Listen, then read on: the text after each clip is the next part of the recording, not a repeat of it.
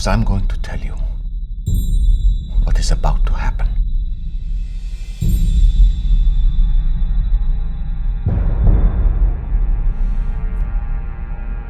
This is my Father's word.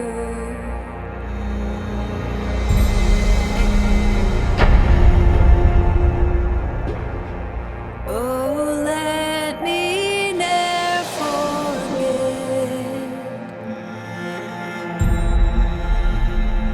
that though the wrong seems off so strong,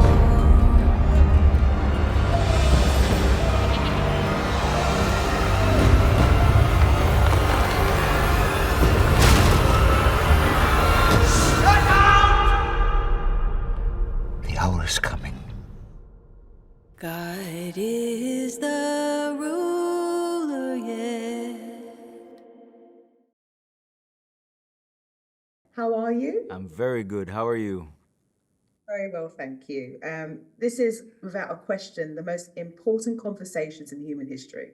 The Last Supper is the foundation of the Holy Week. I'm here from the Who Am I Talk podcast in the UK, and it's really exciting to talk about The Chosen. What an incredible series you've had so far, and season 5 is like one of the biggest.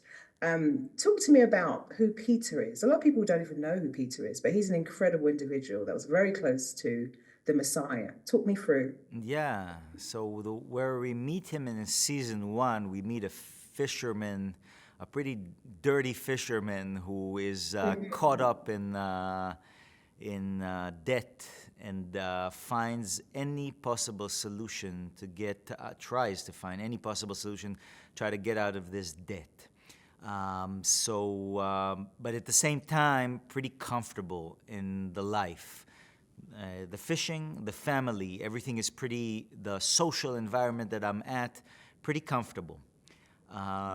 Then as soon as we're introduced to this journey, the power is kind of slips away, and I become a member of a group. And I'm very uncomfortable with that. So season 2, as soon as the group starts evolving and I start being part of a group as an individual that kind of was in control of their own life, it's filled with discomfort. Then we see a challenge in season 3. We see an enormous challenge, personal challenge with my wife going through something that I won't spoil to those who haven't seen yet. But we see a true collapse of this human being and everything they believe, and then rising up in season 4 to get a role of leadership in the group. So that's something I like. I'm back in business.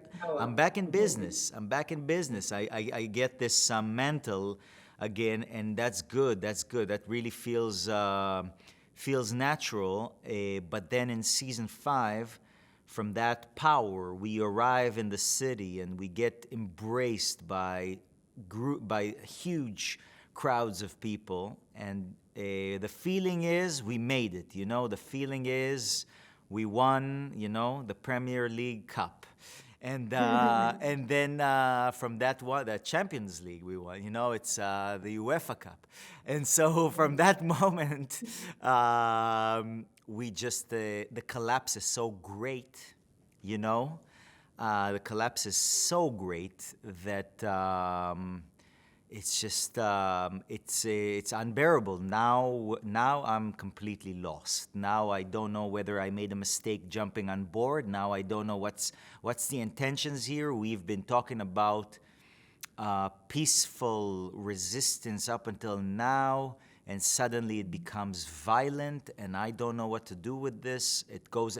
I'm a man of violence, but it goes against all. Peter, myself, not so much. It goes all completely against everything. Everything that we've been working for. So right now you see just a collapse and kind of stuck in this unknown. Yeah. And what do you want the audience to take away from this powerful season, The Last Supper? What do you think they'll learn from this, or what would it do for them? I would say one of the beautiful things about this show, and what is that there is no me myself as a performer, and from Dallas the creator. We don't want the audience to take anything. I think, to be completely honest, as genuine as it's just, we bring this to you, and this is for you to do whatever you want with it. And I think it's a pretty fascinating thing about the show, that each person has their own connection with it, and I think that's the only way to do it. No manipulation. We give this to you. You do what you want with it. It's each person will experience the show and the story completely different. And I think that's how a good drama should be. Not 100 people should have 100 different feelings about this show. So my goal as a performer is not to give you any answers and not to make it clear, but just to give you something. Sometimes I have people coming in and saying, first 2 seasons, I hated your character so much. And I'm so happy to hear that. I love that. It's such a gift to hear that, So really, I think a beautiful thing is that there's every person can take whatever they can from it. And I think this representation really leaves it open for the viewer to have a personal experience. I think that may be something that makes this show what it is, that each person has a personal experience with the show. And that's the result of no manipulation. Where everyone's adults and can experience this in their own version of the story.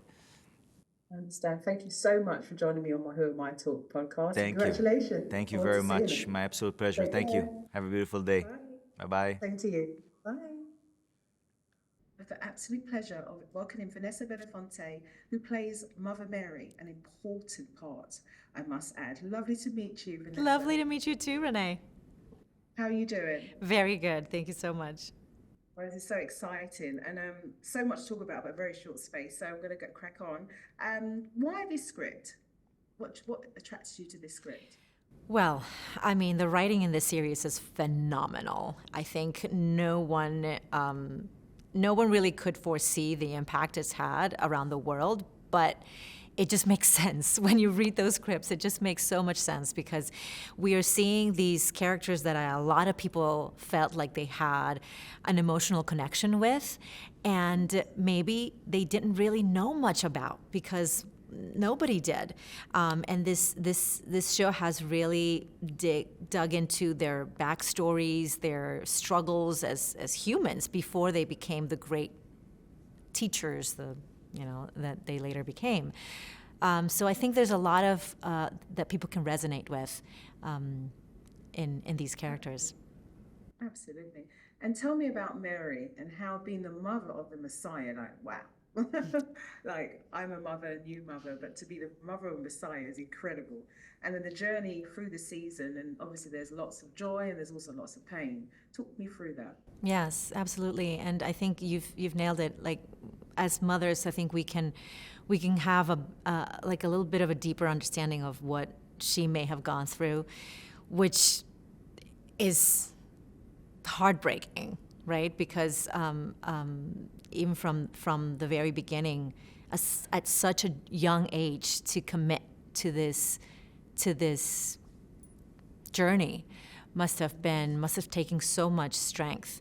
And so we are seeing, of course, Mary, just like I said, the other people in this story, we're seeing her in a new light, and I'm delighted that we can portray her as more than just, a mother, but she's in this show. We see her as a friend. We see her, as a woman, as a teacher, as an advisor to the other women in the group. And so it really is breathtaking to see her in a much more complex way as a real woman. Yes, and I think that's really came across when I had a watch, a look back. And being a mother, like as you said, seeing her have to watch, and no matter what, you just got to hold back. You can't step in too much, but at the same time, you got to be there as a mother. Exactly. You got to allow your son to blossom. You wish he maybe wouldn't say certain things, but he's going to say it anyway. And equally, Yes. be in the background, picking up the pieces. A lot of people who are watching might not understand the stories. This is new to them. This is the first time that they're going to tap into the Chosen and the Last Supper. And who would you describe Mary to them? How would they understand? I know a lot of people in the world know who Mary is, but some people might. They might not be connected to these stories. So what would you say is a great description? I think she was Jesus's connection to the human world. She really, sometimes even acts as I don't want to say advises him, but I mean, definitely puts things in perspective as to, how deeply flawed humans can be, and is there to lend her emotional support, but also be a sounding board for him, because sometimes your kids just want to tell you their problems and have someone that will hear them and listen to them without judgment. And I think that's also very, very strong in her. I love that. It's true. We want, no matter how old we are, our parents are going to be okay. Yes. As we look over that assurance, don't we? Yes, absolutely. And lastly, what would you want the audience to take away from this season? I know it's very captivating. I've seen it. It's the Last Supper. We all know what the Last Supper is, or maybe people don't know. But what would you really love to leave with them so they go and they're excited about the next seasons ahead? Well, definitely. I mean, it's our biggest season yet, and so therefore, seeing it in the big screen it just makes sense. But also, I feel like they will have a deeper understanding of this week because, it's always been. I feel like at least personally, how does Jesus come in as a king one day and end up being killed at the end of just 1 week? And I think because we have this TV show format where we can dig really deep into the stories, all the variables that went into this, I think, are going to become much more apparent and much more understandable. And it's just exciting, both exciting and emotional and beautiful to see. Thank Thank you, Renee. Nice to meet you. Thank you. Bye, Vanessa.